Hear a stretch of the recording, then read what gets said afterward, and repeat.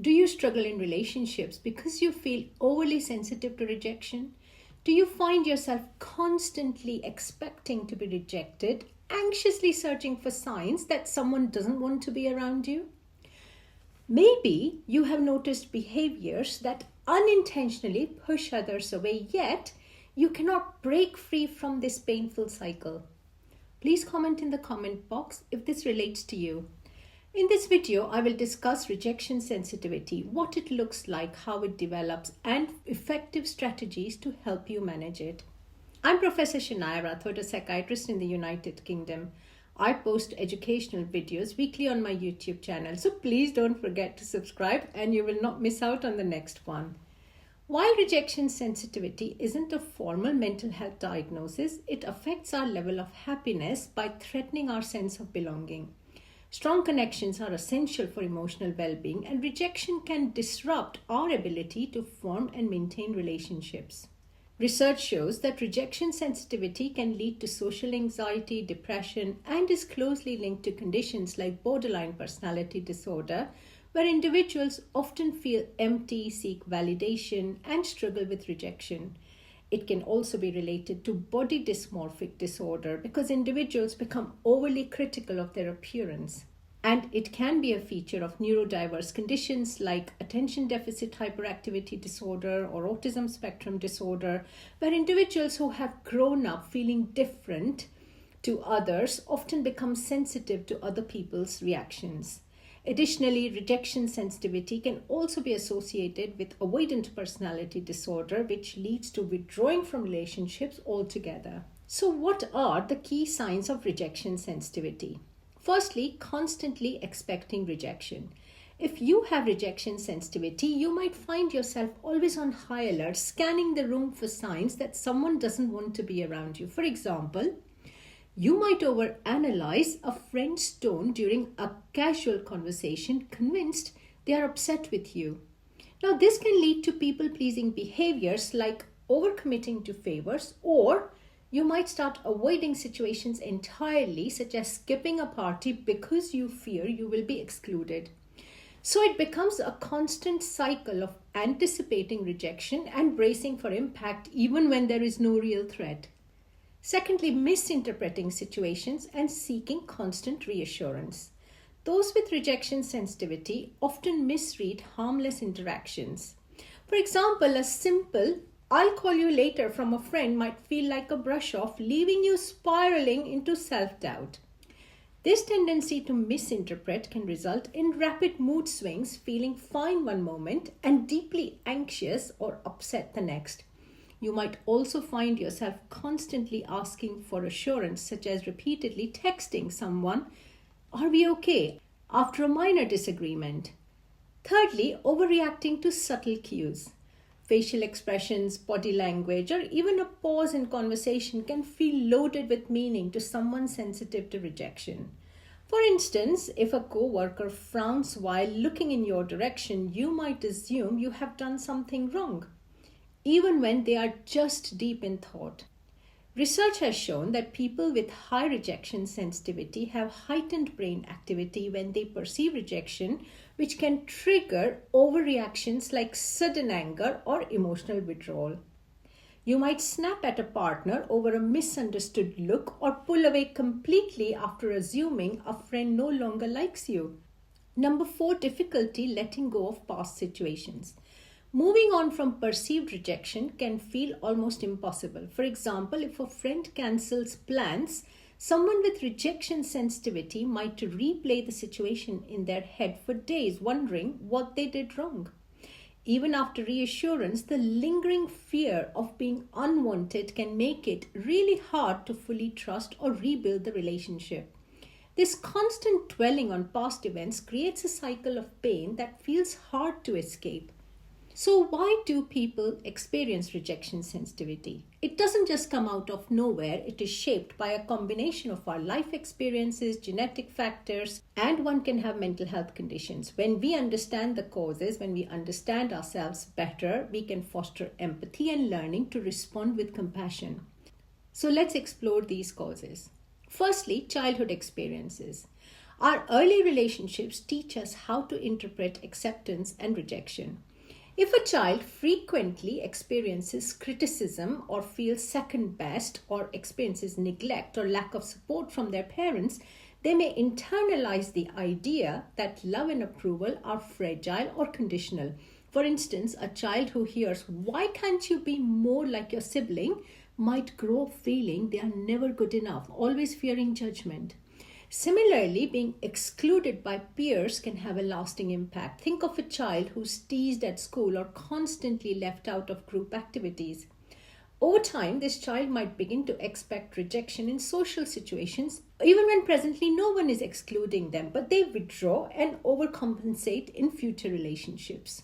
Secondly, genetic predispositions. Now, some individuals are naturally more sensitive to emotions and their environment, which can heighten their vulnerability to rejection. This heightened sensitivity isn't a flaw, but part of their genetic makeup. For example, someone with a naturally empathetic disposition might pick up on subtle changes in another person's tone or body language, interpreting them as signs of disapproval. Imagine a person who notices the slightest shift in their friend's expressions and immediately worries they have said something wrong. While this awareness can make them caring and attuned to others, it can also make them prone to overthinking and feeling rejected when the cues they pick up aren't intended that way. Third is mental health conditions. Now, certain mental health conditions can amplify sensitivity to rejection. For instance, a person with anxiety might overanalyze interactions, replaying a casual comment like, "Oh, you are late again," and obsessing over whether their friend is angry. An individual who has ADHD might struggle with impulsive behavior that occasionally annoys others, leaving them feeling rejected, while social interactions don't go smoothly. Individuals with autism might misinterpret social cues like sarcasm or teasing or a joke and internalize them as personal criticism. Number 4, life experiences. Repeated experiences of rejection or failure can condition someone to expect rejection in the future. As an example, a person who has faced multiple heartbreaks in romantic relationships might start avoiding dating altogether, convinced they are going to be rejected again. Similarly, someone who applies for jobs but is turned down repeatedly, over time, the string of rejections will make them hesitant to even try, fearing the pain of failure is more than the potential reward. This avoidance then reinforces the feelings of rejection, creating a cycle of isolation and self-doubt. I often describe these influences using the mind lens metaphor.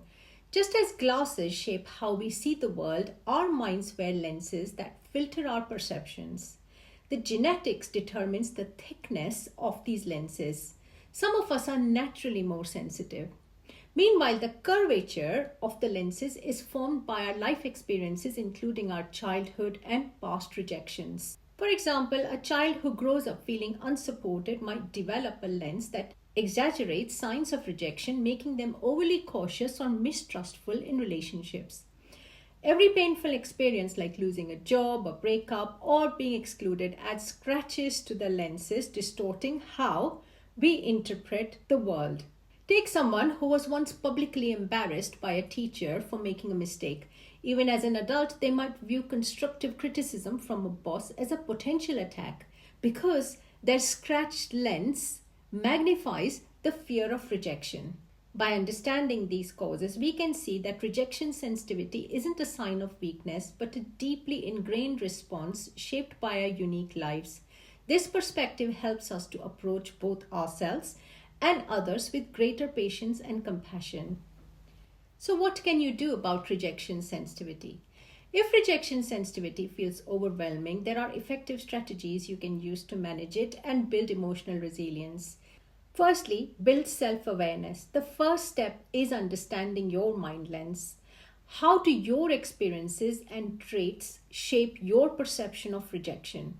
Reflect on how you react in different situations and recognize patterns in your thoughts and behaviors.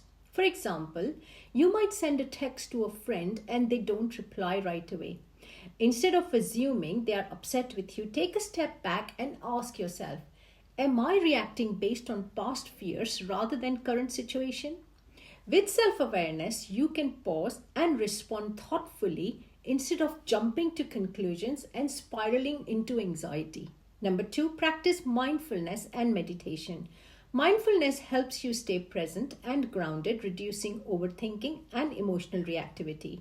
Meditation, even for just 5 to 10 minutes a day, can help you observe your thoughts without judgment and create space between an emotional trigger and your response.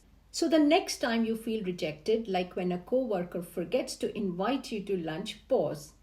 Take a deep few breaths. Instead of dwelling on why you weren't included, mindfulness can help you accept the moment without attaching extra meaning, allowing you to move on with greater ease. Number 3, use compassionate self-affirmations. Rejection sensitivity often stems from self-doubt, so practicing self-compassion can be transformative. Replace critical inner dialogue with kind, supportive affirmations. For example, after a difficult interaction, instead of telling yourself, I'm so awkward, no wonder they don't like me, try saying, it's okay to feel upset, but this doesn't define my worth. I'm doing my best and that's enough. Over time, these affirmations can help rewire your thought patterns and boost your resilience. Number 4, seek support. You don't have to navigate rejection sensitivity alone. Share your feelings with trusted friends, family, or a therapist who will provide perspective and validation. Sometimes simply talking things through can ease the weight of your emotions.